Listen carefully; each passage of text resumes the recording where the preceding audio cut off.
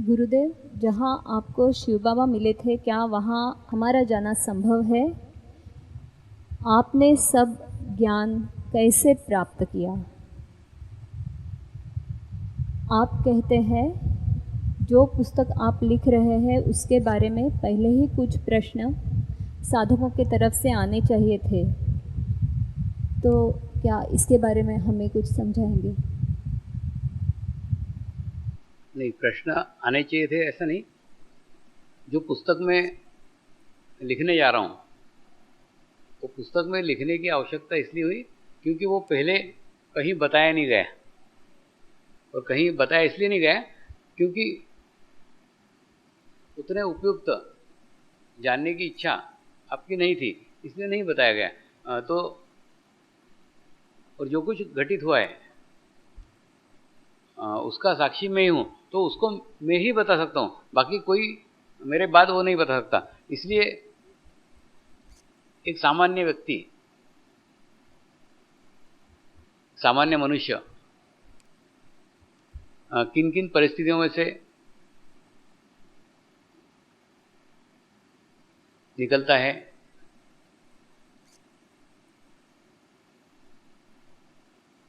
और कैसी परिस्थितियां मनुष्य को आती है,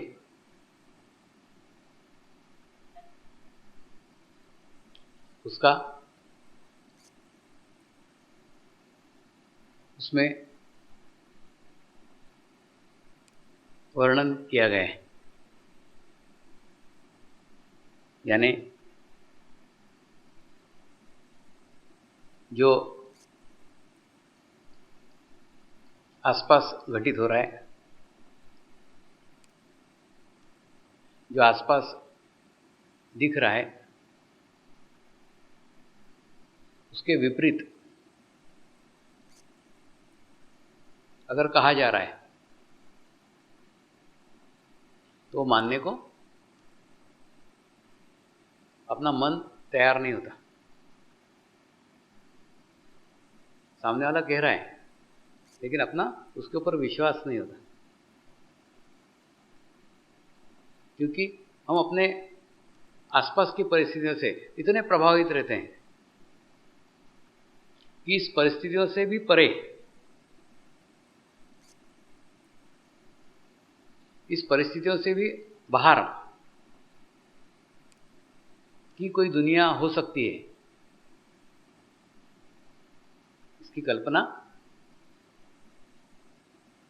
हम कर ही नहीं सकते। जैसे एक गुरुजी अपने साथ मुझे एक खाई के अंदर ले गए। एक बहुत बड़ी खाई थी। उस खाई से दाहिनी ओर से एक बहुत बड़ा जल प्रताप नीचे गिर रहा था, और ऊपर से देखो तो ऐसा लगता था बहुत अंदर खाई है, और वो पानी कहाँ गिर रहा है वो भी नहीं दिख रहा था। इतना अंधेरा, इतना घना जंगल नीचे था, और उसके लेफ्ट साइड से वो गुरुजी ने नीचे उतरना शुरू किया, और उनके पीछे मैंने नीचे उतरना शुरू किया। वो आधे रास्ते तक गए, मैंने पूरा नीचे नहीं गए, आधे रास्ते से फिर दाहिनी ओर मुड़ना चालू किया, और दाहिनी ओर मुड़ करके वो जल प्रताप के पास में उनकी एक गुफा थी। उस गुफा में मेरे को लेके गए। यानी उस गुफा के बाहर मैं अकेला निकलना भी चाहूं तो भी मैं बाहर नहीं निकल सकता था, क्योंकि कहाँ से ऊपर की ओर का रास्ता है, कहाँ से ऊपर मुड़ने का है, वो ध्यान में नहीं रहा। तो जब तक वो रास्ता नहीं बताए, जब तक वो बाहर नहीं निकाले, तब तक उस खाई में से बाहर निकल ही नहीं सकते थे। खाई में ले जाने के बाद, ऐसी गुफा में ले जाने के बाद वो कहे कि तेरे दर्शन के लिए हजारों लोग तरसेंगे, तुझे मिलने के लिए हजारों लोग लाइन में लगाएंगे, तो वो तो असंभव लग रहा था। ऐसा लग रहा था कि इस खाई में से मैं जिंदा बाहर निकलूंगा कि नहीं निकलूंगा, यही विश्वास नहीं है। और ये बोल रहे कि बहुत लोग मिलेंगे, बहुत लोग तरसेंगे, तो फिर मैंने मेरे मन को समझ लिया ये शायद मेरे अगले जन्म की बात कर रहे होंगे, इस जन्म में तो इसमें से कभी जिंदा बाहर निकलूंगा ऐसा लगता ही नहीं था। तो कई बार वहाँ की परिस्थितियों से हम इतने समरस हो जाते हैं कि इसके बाहर की कुछ दुनिया है, इसके बाहर भी कुछ घटित हो सकता है, इसके बाहर भी कुछ हो सकता है, इसकी कल्पना भी हम नहीं कर सकते। मैं भी कल्पना नहीं कर सकता था। तो मैं मन में सोचता था क्या बोल रहे हैं और क्या है, यहाँ से निकलना ही असंभव लग रहा है, तो ये क्या बातें कर रहे हैं। फिर आखिर में अब वो बातें कर रहे हैं तो सत्य तो बोल ही रहे होंगे, सच बोल ही रहे होंगे, वो झूठ काय को बोलेंगे, और वो झूठ क्यों बोलेंगे, और वो झूठ बोल के उनको क्या फायदा है। ये तो पटता था, वो जो कुछ कह रहे हैं वो सच कह रहे हैं, सत्य कह रहे हैं। लेकिन सत्य आज के परिवेश में, आज की वर्तमान स्थिति में ये सत्य हो ऐसा प्रतीत नहीं होता। तो फिर ये कैसे हो सकता है? तो ये ऐसे ही हो सकता है कि ये शायद मेरे अगले जन्म की बात कर रहे हैं। तो ऐसे विरोधाभास के अंतर्द्वंद मेरे भी मन में उठे और मुझे भी इन सब विचारों का, सभी समस्याओं का, सभी कठिनाइयों का सामना करना पड़ा। तुम्हें तो एकदम तैयार मक्खन मिल रहा है, लेकिन मैं मक्खन नहीं हूँ, मेरे पीछे बहुत बड़ी लंबी प्रोसेस है। तो वो कैसा निर्माण हुआ, कैसा निर्मित हुआ, वही बातें आपको कभी बता नहीं पाया, क्योंकि कभी आप वो जानने की इच्छा नहीं किया। सारा आपके इच्छा के ऊपर है। मैंने बोला ना, यहाँ पे मैं आपके ऊपर निर्भर हूँ, आप जो इच्छा करोगे वो होगा। आपकी मेडिटेशन की आज इच्छा नहीं होगी, इसलिए मेडिटेशन नहीं हुआ। मैं तो मेडिटेशन करने के लिए आया था, मेडिटेशन के ड्रेस से आया था, यहाँ बैठा हुआ था, लेकिन आपकी इच्छा होनी चाहिए ना। मेरी इच्छा से क्या बताए। और मेरा घड़ी की तरफ जब ध्यान गया जब 8 बज गए थे, वो तो तुम्हारे नाश्ते का भी टाइम खत्म हो गया था, तो फिर मेडिटेशन को टाइम कहाँ था। तो कई बार क्या होता है, मैं आपके ऊपर निर्भर हो जाता हूँ, आप जो चाहते हो वो होता है।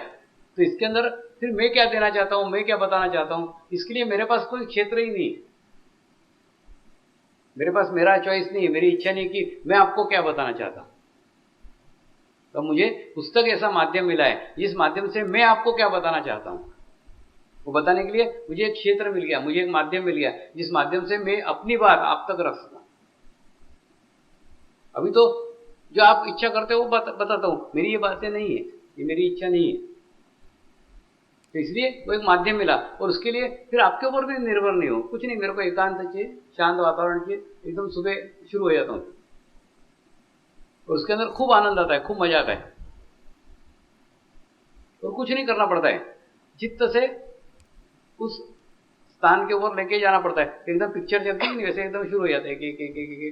और इतनी छोटी छोटी बातें हैं, और सब ध्यान से संबंधित भी नहीं है, क्योंकि इतने सारे साल में कोई पूरे समय ध्यान ही थोड़ी किया। बहुत सारी घटनाएं, जंगल की बहुत सारी घटनाएं, और पशु पक्षियों की भाषा कैसे सीखते हैं वो उसके अंदर वर्णन है। तो हो सकता है मैंने आपको बोर लगे कि ये पार्ट हटा दो, लेकिन एक आधा पशु पक्षी वाला होगा, उसको उसमें इंटरेस्ट होगा, अरे कितना अच्छा इसके अंदर अलग ज्ञान मिला है, प्रैक्टिकल नॉलेज है। तो जो कुछ घटित होता गया, अच्छा होता गया, बुरा होता गया, जो कुछ है ना, तो मेरा कैसे निर्माण हुआ है और कैसे क्रमबद्ध तरीके से निर्माण हुआ है, तो वो पुस्तक पढ़ने के अंदर आपके अंदर भी विश्वास जागृत होगा। जब स्वामी जी निर्मित हो सकते तो मैं क्यों नहीं। और यही मेरा उद्देश्य उस पुस्तक लिखने का। स्वामी जी के अंदर बदलाव आ सकता है, स्वामी जी एक सामान्य व्यक्ति से लिखे, वो सामान्य से असामान्य तक पहुंच सकते, तो मैं क्यों नहीं। तो सिर्फ यही करना, यही उद्देश्य आपका है। कई बार क्या होता है, मैं कई बार आपको बताने की कोशिश करता हूँ, आपको समझाने की कोशिश करता हूँ, लेकिन आप नहीं समझते। तो फिर कई बार होता है ना, जैसे आप किसी को समझा रहे हो, उसके समझ में नहीं आएगा, लेकिन जब आप दूसरे किसी को समझा रहे हो तो उसके समझ में आ जाएगा। तो उसी प्रकार से मैं तो मेरा वर्णन कर रहा हूँ, मैं मेरी समस्या बता रहा हूँ, मैं मेरे प्रॉब्लम बता रहा हूँ, मैं मेरी दिनचर्या बता रहा हूँ। तो वो देखते देखते देखते आप धीरे धीरे महसूस करोगे कि उसमें से मैं कैसे बाहर निकला, तो जब वो बाहर निकले तो मैं भी निकल सकता हूँ। तो जो मैं आपको बता करके समझा नहीं सका वो आप खुद पढ़ करके समझ जाएंगे। तो इसी उद्देश्य से वो पुस्तक लिखने का कार्य प्रारंभ हुआ है। सिर्फ मेरे को उसके लिए आपका साथ है चाहिए कि आप इच्छा करो कि वो पुस्तक जल्दी से जल्दी पूर्ण हो। अभी 300 पेज तक हो गए, काफी बड़ा ग्रंथ होगा, वो बहुत बड़ी होगी क्योंकि बहुत सालों का उसके अंदर वर्णन है। और वो आपके अंदर एक आत्मविश्वास निर्माण करेगी कि आप भी ऐसे बन सकते हो, आप भी आपके अंदर रूपांतरित कर सकते हो, आप आपके अंदर चेंज ला सकते हो, आप आपके अंदर बदलाव ला सकते हो। तो सब बदलाव, सब चेंज सिर्फ इसलिए घटित हुआ कि किसी भी परिस्थिति में रहा, किसी भी स्थान पे रहा, किसी भी जगह रहा, चित्त से सिर्फ गुरुचरण पे रहा, तो वही जिस मार्ग से मैं आया हूं, जिस रास्ते से मैं आया हूं, वही रास्ता मैं आपको बताते रहता हूं। क्योंकि गुरुचरण वो स्थान है जिस स्थान पे हमको एक बहुत अच्छी सामूहिकता प्राप्त होती है। और वो सामूहिकता ही हमें अपने दोष, हमें अपने विकार, हमें अपनी बुरी आदतें विसर्जित करने के लिए स्थान प्रदान करती है। जैसे आप नहाना तो चाहते हो, अरे लेकिन नहाने के लिए पानी होना चाहिए ना। आप डुबकी तो मारना चाहते हो, लेकिन डुबकी मारने के लिए पानी चाहिए ना। पानी नहीं हो तो डुबकी कहाँ से मारोगे? कल्पना में कर लोगे, गंगा स्नान हो। लेकिन गंगा में स्नान करने के लिए गंगा होना चाहिए ना। ठीक उसी प्रकार से अगर सामूहिकता नहीं है, अगर कलेक्टिविटी नहीं है, तो आप विसर्जित किस में करोगे? नदी को समुद्र में पहुंचने का है, लेकिन समुद्र तक पहुंचने के लिए समुद्र चाहिए ना। नदी कल्पना करे मुझे समुद्र बनना है, समुद्र बनना है, इच्छा से थोड़ी हो जाएगा, समुद्र तक पहुंचना पड़ेगा ना। तो समुद्र होना चाहिए, अगर पास में समुद्र नहीं है तो नहीं हो सकता। ठीक इसी प्रकार से